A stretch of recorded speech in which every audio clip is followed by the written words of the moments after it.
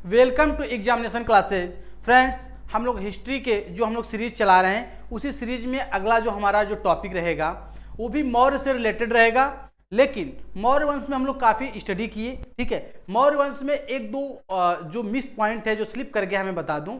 उसमें देखिए, जब हम लोग हिस्ट्री में स्टडी कर रहे थे तो एक दो पॉइंट मैंने कहा कि सेल्यूकस की जो बुक थी या जो पुस्तक उसने दिया था वो क्या इंडिका, जबकि ऐसा नहीं है, ठीक है। सेल्यूकस नहीं दिए थे, मेगास्थनीज ने दिया। कौन दिया मैं अभी चर्चा करूंगा, लेकिन सेल्यूकस नहीं दिए थे। फ्रेंड्स, आइए हम लोग हिस्ट्री में मौर्य वंश को जो किए स्टडी,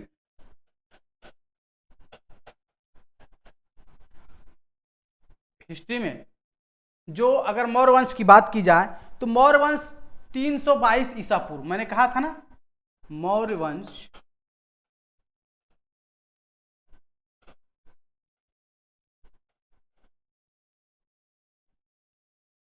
322 ईसा पूर्व।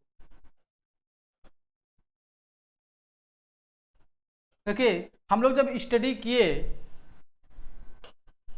तो इसमें मौर्य वंश की जब बात आई तो मौर्य वंश की नींव डालने वाले कौन थे? चंद्रगुप्त मौर्य थे, ठीक है। चंद्रगुप्त मौर्य किसको हराकर? धनानंद को हराकर। याद रखिएगा, क्वेश्चन आ सकता है फ्रेंड्स कि मौर्य वंश की नींव कैसे डाली, यानी कि फाउंडेशन कैसे उसका तैयार किया गया। तो आपको आंसर देना पड़ेगा कि धनानंद को हराकर मौर्य वंश की नींव डाली गई थी, ठीक है फ्रेंड्स। तो जब मौर्य वंश को नींव डाली गई तो मौर्य वंश में भी शासन चले, तो अभी उसी को हम लोग स्टडी करेंगे। लेकिन मौर्य वंश में थोड़ी थोड़ी जानकारी लेते हैं कि जो मौर्य वंश की अगर बात की जाए तो मौर्य वंश एक ऐसा शासन था जो पूरे भारत पे शासन किए। और मैंने पिछली वीडियो में काफी इस पर जोर देकर कहा था कि जो इस शासन जो पूरे भारत पे हुआ उसमें जो जाता है, जो कहते हैं कि जो हमें जानकारी मिलती है वो चाणक्य जो वहाँ उसमें चंद्रगुप्त मौर्य के दरबार में मंत्री बने थे, यानी मंत्री क्या बने क्या थे, उनका वो पद होना ही चाहिए था, ठीक है। एक्चुअल में चाणक्य ने चंद्रगुप्त मौर्य को आगे कर और पूरे भारत में लड़ाई लड़ी और पूरे भारत पे शासन दिलाया, तो उनका हक बनता था कि वो मंत्री बने। दूसरी चीज, चंद्रगुप्त मौर्य अगर देखा जाए एक्चुअल में तो चंद्रगुप्त मौर्य के अंदर उतनी काबिलियत थी नहीं स्टार्टिंग, अगर स्टार्टिंग पॉइंट अगर देखा जाए। लेकिन चाणक्य ने उनको, चाणक्य को कहा जाता है कि ये बहुत ही उनका दो तीन नाम भी है, चाणक्य, विष्णुगुप्त और विष्णुगुप्त हो गया, चाणक्य हो गया, एक दो और इनके नाम हैं, ठीक है। और इन नाम से जाने जाते हैं कि अगर क्वेश्चन आता है कि चंद्रगुप्त मौर्य के सलाहकार कौन थे, तब भी आप चाणक्य ही लगाइएगा, ठीक है, तब भी आप चाणक्य ही लगाइएगा। क्योंकि पूरे मौर्य वंश का जो नींव डालने में या उसको पूरी तरह तैयार करने में जो सलाहकार, एडवाइजर कह लें, या उनको जो गाइड करते थे चंद्रगुप्त मौर्य को, वो कौन थे? वही चाणक्य थे, विष्णुगुप्त थे, ठीक है फ्रेंड्स। तो उन्हीं को कौटिल्य लिखा जाता है। देखिए, याद भूल रहा था, स्लिप करता है, चाणक्य, विष्णुगुप्त और कौटिल्य, ठीक है। ये 3-4 पॉइंट इन्हीं का नाम है, इनका चाणक्य का ही 2-3 नाम है, कभी कंफ्यूज ना हो फ्रेंड्स। इसलिए कंफ्यूज ना हो कि सिर्फ उनकी ये बात करें कि जब अर्थशास्त्र की बात आएगी तो आप जान लीजिए चाणक्य का ही नाम जरूर आएगा, ठीक है। चाणक्य जैसे नहीं कहते हैं कि स्टार्टिंग में मौर्य वंश के जब जिक्र हो और चाणक्य जिक्र ना हो, ये पॉसिबल है ही नहीं।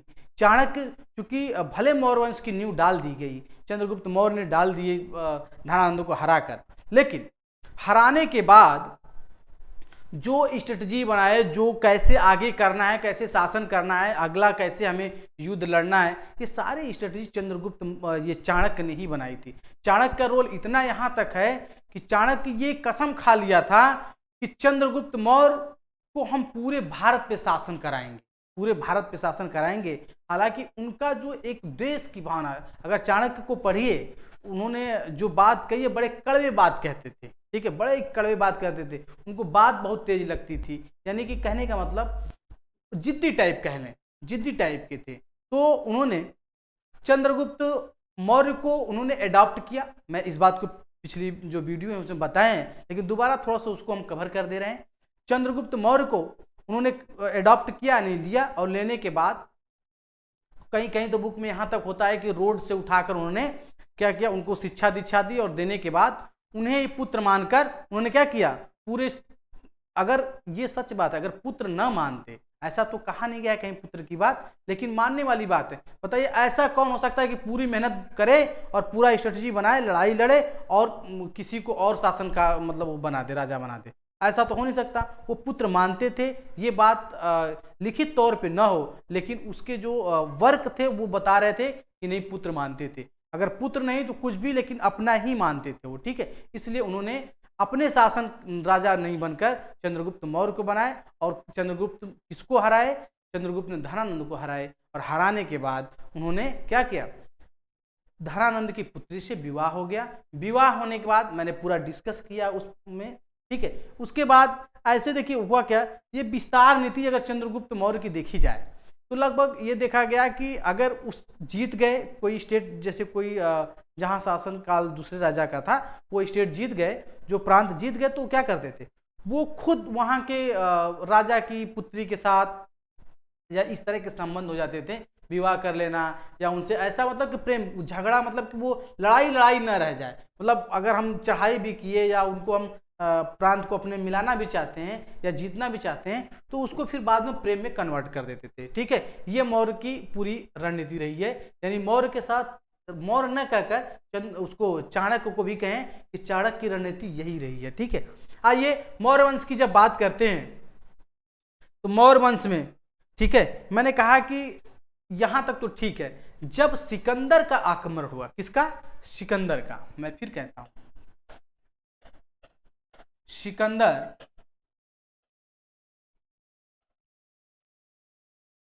ने भारत पर आक्रमण, देखिए ध्यान दीजिएगा, देखिए जब सिकंदर ने भारत पे आक्रमण किया तो इन्होंने, मैंने उसमें भी बोला था लेकिन इसमें फिर मैं रिपीट कर देता हूं, थोड़ा सा बात समझ में आनी चाहिए फ्रेंड। जब तक लय नहीं बनती है ना, मजा नहीं आता पढ़ाने में, ठीक है। तो सिकंदर ने भारत पे जब आक्रमण किया तो आक्रमण करते वक्त इसके पास 2 सेनापति थे। कितने थे? 2 सेनापति। एक थल सेनापति,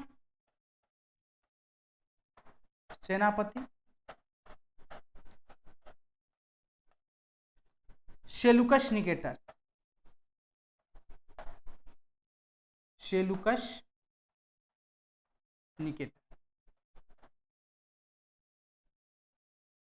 ठीक है। और जल सेनापति,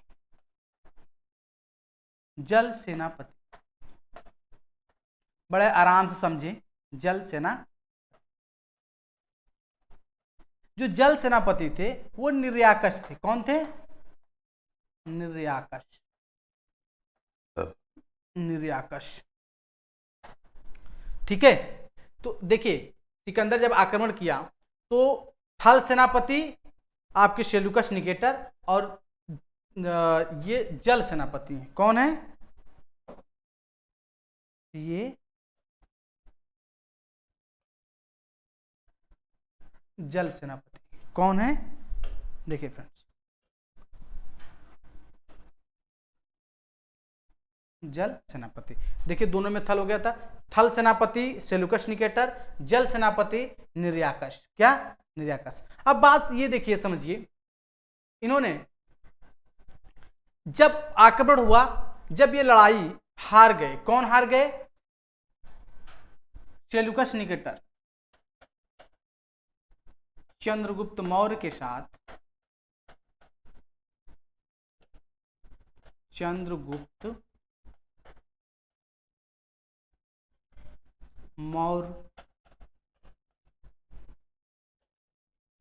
मौर्य के साथ चंद्रगुप्त मौर्य के साथ युद्ध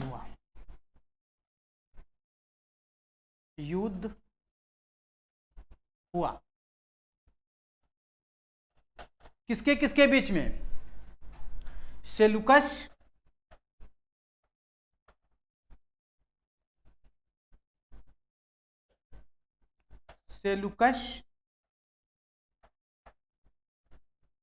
निकेटर, इसी में आगे कर दे, सेलुकस निकेटर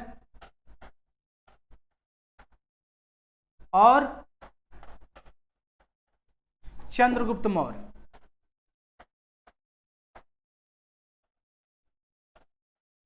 चंद्रगुप्त मौर्य।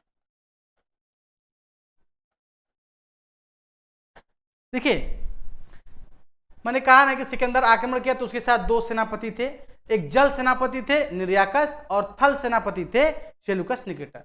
जब सेलुकस निकेटर के साथ जब चंद्रगुप्त मौर्य का युद्ध हुआ तो उसमें जो विजयी हुई, यानी युद्ध हुआ तो विजयी, या ये कह लें कि जब युद्ध हुआ तो चंद्रगुप्त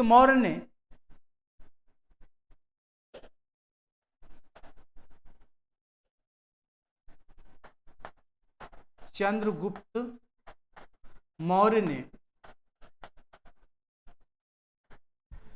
सेलुकस निकेटर को पराजित किया। चंद्रगुप्त मौर्य ने सेलुकस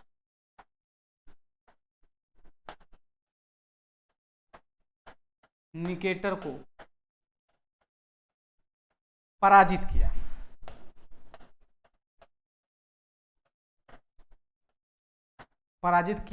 यानी सेलुकस निकेटर क्या हुआ, हार गया। जब सेलुकस निकेटर ने हार गया तब क्या हुआ, तब इसने सेलुकस निकेटर ने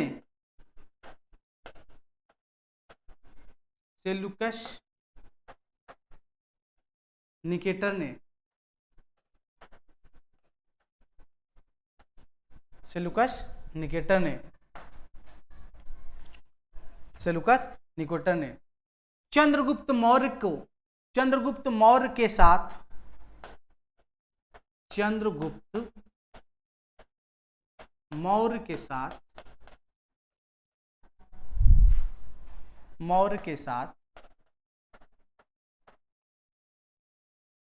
अपनी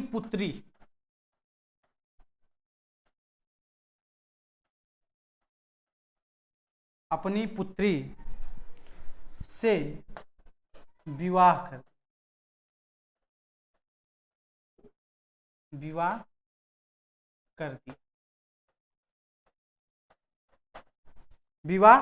दिया। अब देखिए जब आप जानते हैं कि युद्ध हुआ, जब हार गया तो इसने क्या, अपनी पुत्री सेलुकस निकेटर को अपनी पुत्री सेलुकस निकेटर ने अपनी पुत्री की शादी चंद्रगुप्त मौर्य के साथ कर दी। ठीक है, किसके साथ, चंद्रगुप्त मौर्य के साथ। ठीक है, उसके बाद इन्होंने जब विवाह किया, इस बात को मैंने पिछली वीडियो में इसका जिक्र मैंने किया है, लेकिन दोबारा की चीज भूले ना है आपको। ठीक है, तो जब विवाह किया तो इन्होंने 500 हाथी प्लस 4 प्रांत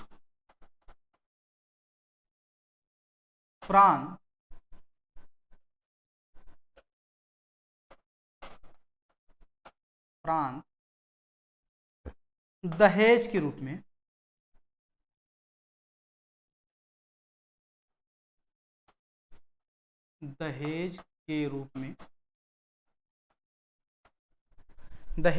में दिया। अब बताइए जब शादी कर दी दहेज के रूप में तो खुश हो जाएंगे कि नहीं? जब खुश हो गए तो सेलुकस निकेटर क्या किए,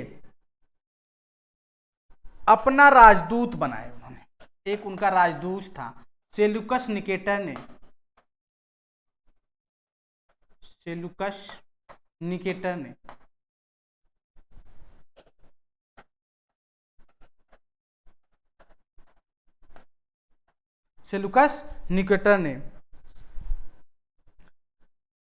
अपना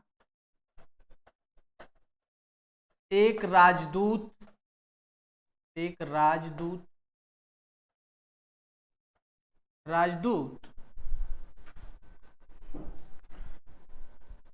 चंद्रगुप्त मौर्य के दरबार में भेजा। एक अपना राजदूत चंद्रगुप्त मौर्य के दरबार में भेजा। क्या किए? भेजा। अब देखिए जब उन्होंने एक कौन सेल्यूकस निकेटर ने एक अपना राजदूत उन्होंने कहां भेजा, चंद्रगुप्त मौर्य के दरबार में। जो चंद्रगुप्त मौर्य जो सेल्यूकस निकेटर भेजे थे, जो राजदूत थे उनका नाम था मेगस्थनीज। राजदूत कौन थे, क्वेश्चन आ जाएगा तो राजदूत, राजदूत कौन थे, मेगस्थनीज।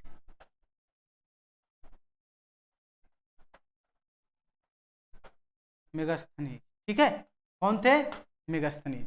अब उसमें एक बात और थी, मैंने उसमें सेल्यूकस निकेटर बोल दिया था कि उन्होंने क्या किया था, इंडिका जो बुक है इंडिका का उन्होंने उसको मतलब कि प्रकाशित किया था, ऐसा नहीं है।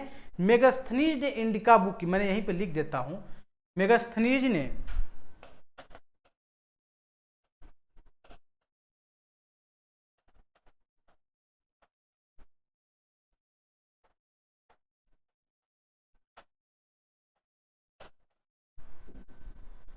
एक बुक लिखी,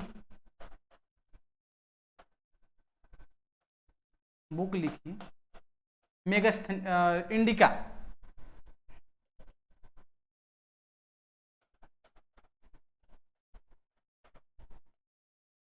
बुक लिखी जिनका नाम है,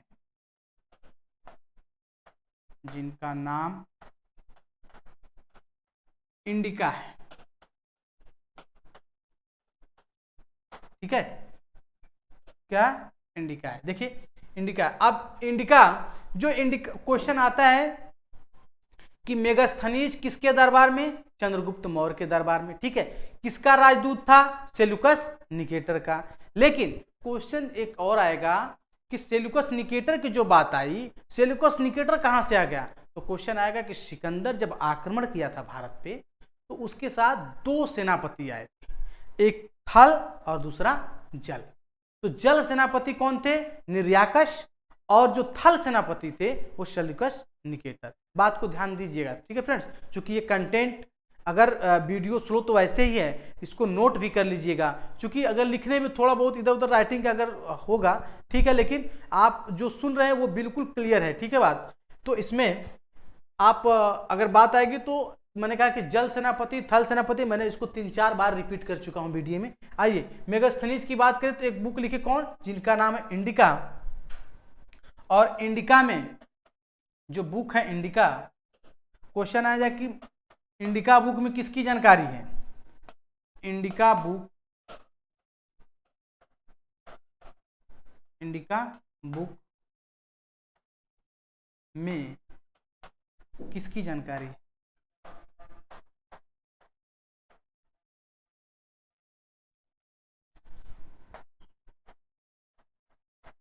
किसकी जानकारी, किसकी जानकारी है, मौर्य वंश की, किसकी जानकारी है, मौर्य वंश,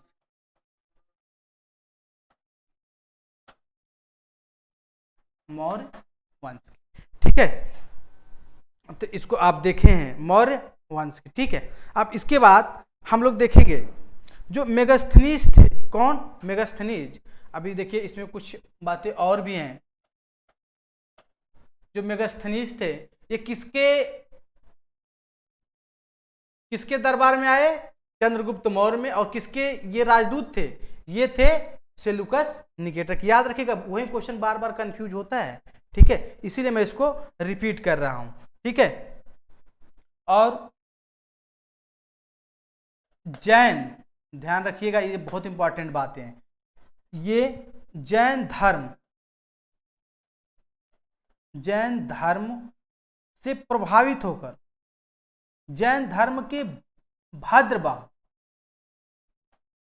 भद्रबाहु से प्रभावित होकर,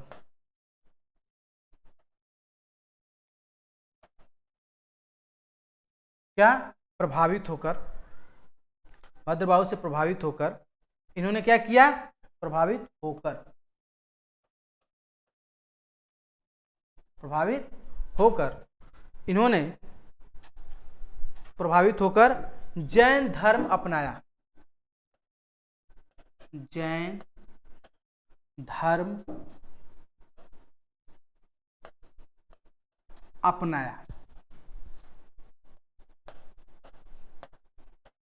अपना और देखिए जैन धर्म अपनाया। इन्होंने देखिए कर्नाटक में, याद रखिएगा कहाँ, कर्नाटक में। एक क्वेश्चन और आएगा यहीं पे, जब लास्ट में यानी कि ये जैन धर्म की बात आएगी तो जैन धर्म में भद्रबाहु से प्रभावित होकर इन्होंने जैन धर्म अपनाया। जब जैन धर्म अपनाया तो जैन धर्म अपनाने के बाद इनको बड़ा वो लगा कि जो भी मतलब पश्चाताप करना चाह रहे थे, क्या कर रहे थे, पश्चाताप करना चाह रहे थे, तो उन्होंने कर्नाटक के श्रवण बेलगोला, क्वेश्चन आता है कर्नाटक के श्रवण बेलगोला, श्रवण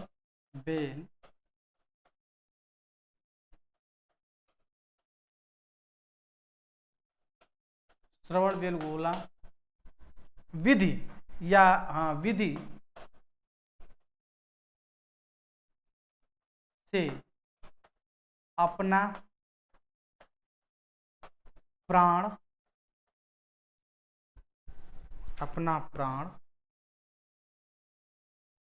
त्याग दी,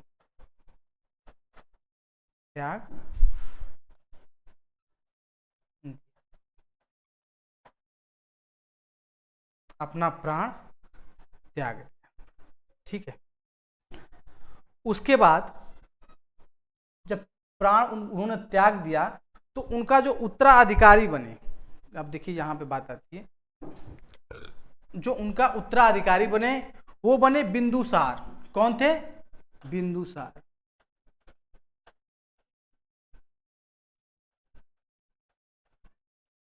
देखिए अब इनके बारे में, अब ये तो क्या इनकी कहानी यहीं पे एंड हो गई। ठीक है, अब आते हैं हम लोग बिंदुसार को देखते हैं।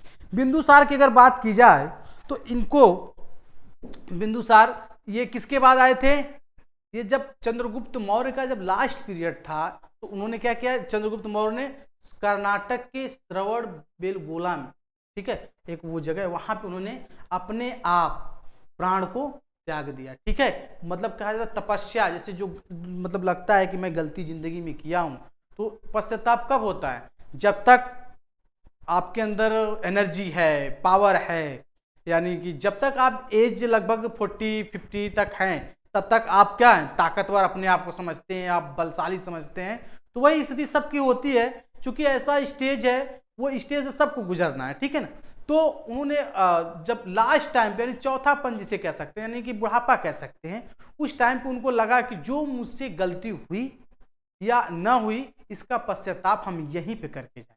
ठीक है, ये कब, जब जैन धर्म से प्रभावित होकर भद्रबाहु से, किससे, जैन धर्म में भी भद्रबाहु से प्रभावित होकर उन्हें जब जैन धर्म अपनाया।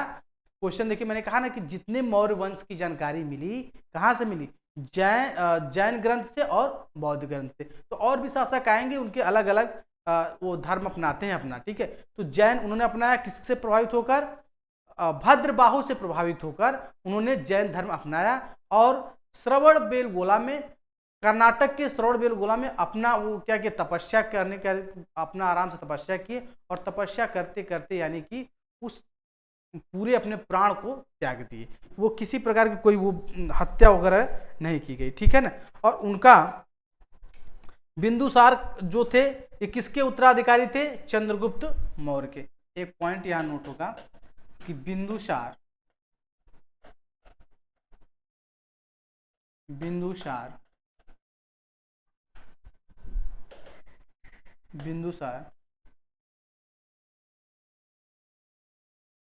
चंद्रगुप्त मौर्य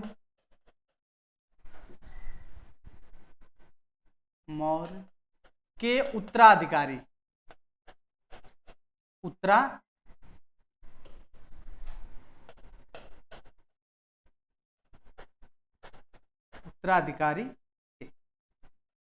कौन, बिंदुसार। किसके उत्तराधिकारी थे, चंद्रगुप्त मौर्य के। क्यों, मैंने कहा ना कि उन्होंने क्या किया, एक बात को ध्यान रखिएगा, चंद्रगुप्त मौर्य ने बड़े एक इसीलिए कहते हैं चंद्रगुप्त मौर्य को एक बड़े अच्छी निगाह से भी देखा जाता है। क्यों? क्योंकि उन्होंने किसी प्रकार की अहिंसा, मैंने कहा कि जैन धर्म अथवा बौद्ध दोनों ही अहिंसा को क्या कहते हैं कि हिंसा नहीं होनी चाहिए। वो लोग अहिंसा मतलब अहिंसा में विश्वास ज्यादा करते थे, ठीक है ना, कि इस तरह की बातें यानी कि मारपीट ये सब में ज्यादा ये जैसे कि लड़ाई करना ये सब में नहीं होता है, ठीक है। तो धीरे धीरे करके हो तो सब में रहा है, लेकिन लास्ट टाइम पे वो जब अपनाते हैं बौद्ध अथवा जैन धर्म जब अपनाते हैं तो धीरे धीरे क्या होते परिवर्तित हो जाते हैं, ठीक है। आइए, बिंदुसार के उत्तराधिकारी थे, ठीक है।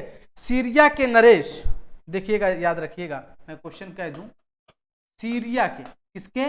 सीरिया, सीरिया के नरेश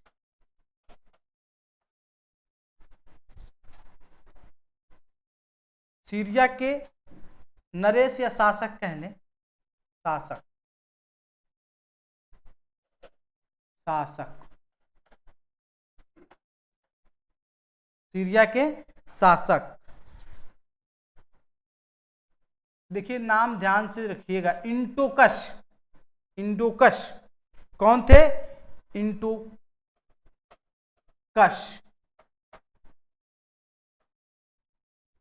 इंटोकस ने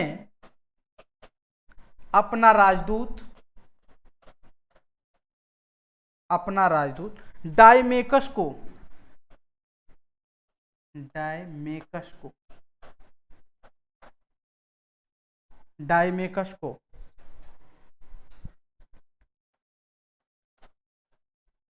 बिंदुसार के दरबार में,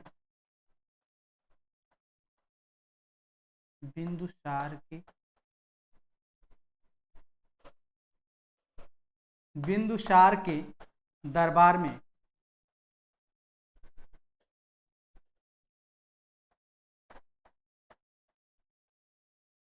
भेजा। याद रखिएगा, जब क्वेश्चन आएगा कि जब उत्तराधिकारी कौन बने? बिंदुसार बने, तो बिंदुसार उस टाइम जब उत्तराधिकारी बने तो सीरिया के शासक एंटियोकस ने अपना एक राजदूत भेजा। क्या भेजा? अपना राजदूत, मैं यहां लिख दूं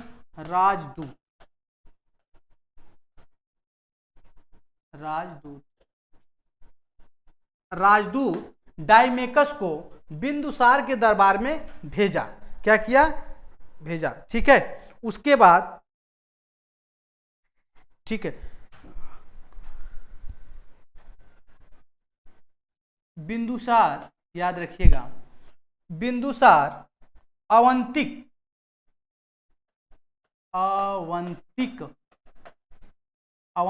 के राजा, अवंतिक के या ये कह लें, देखिए क्वेश्चन फिर से देखिए,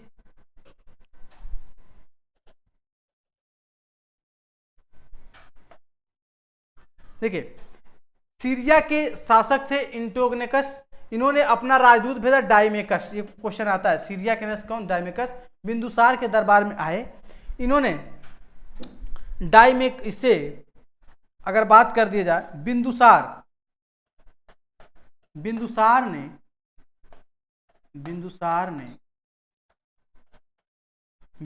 ने अवंतिक संप्रदाय के अनुयायी था। कौन? अवंतिक। क्वेश्चन आता है, अवंतिक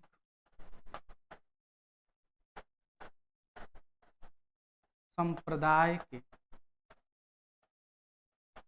अनुयायी था।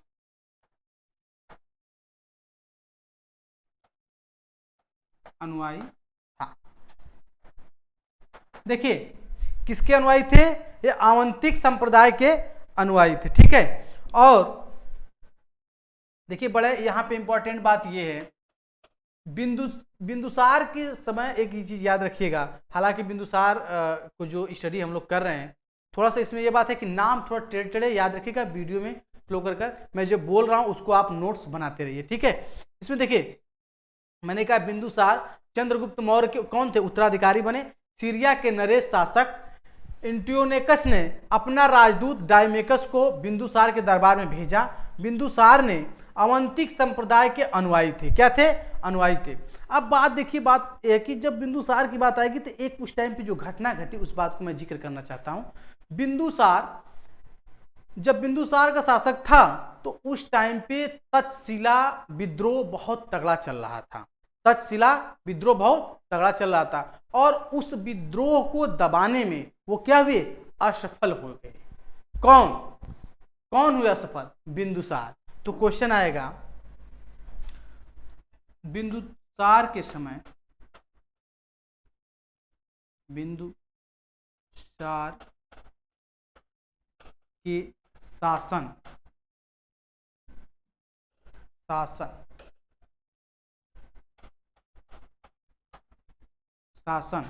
बिंदुसार के शासन में तक्षशिला विद्रोह,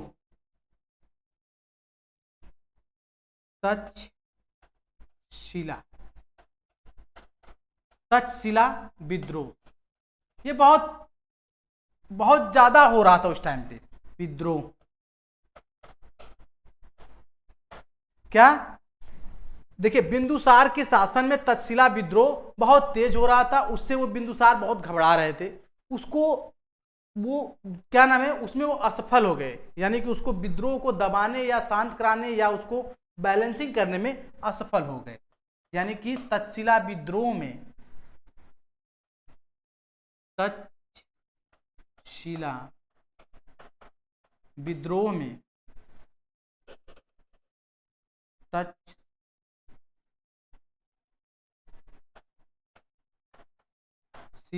विद्रोह में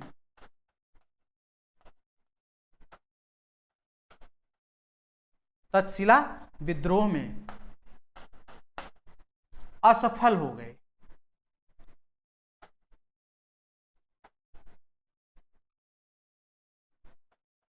असफल हो,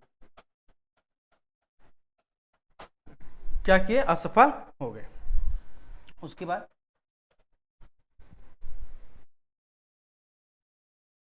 जब असफल हो गए तो उस टाइम पे याद रखिएगा, जब बिंदुसार जब उस विद्रोह को नहीं दबा पाए तो अपने सबसे जो छोटा लड़का था उसको मानते भी थे और वो थोड़ा चतुर भी थे।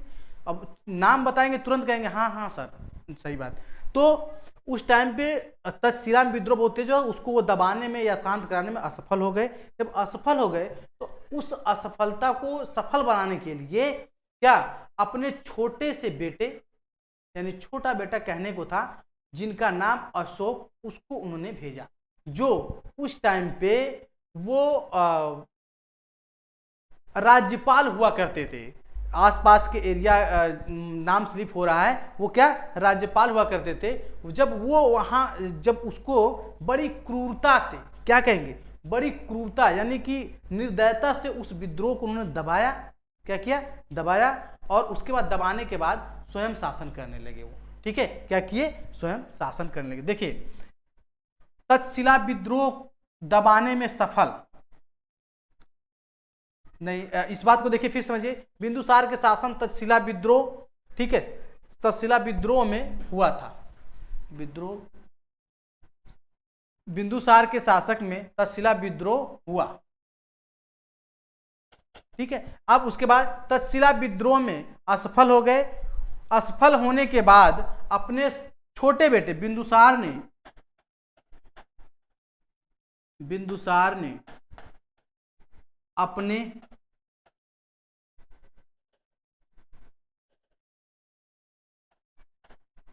अपने छोटे बेटे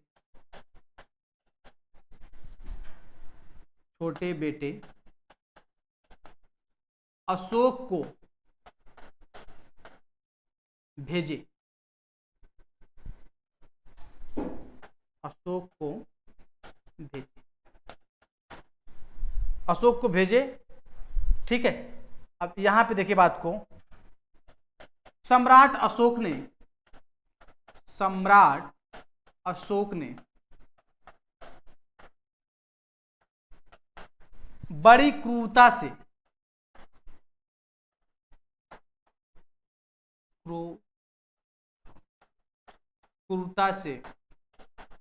विद्रोह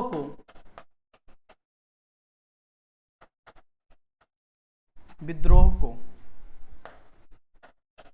दबाया।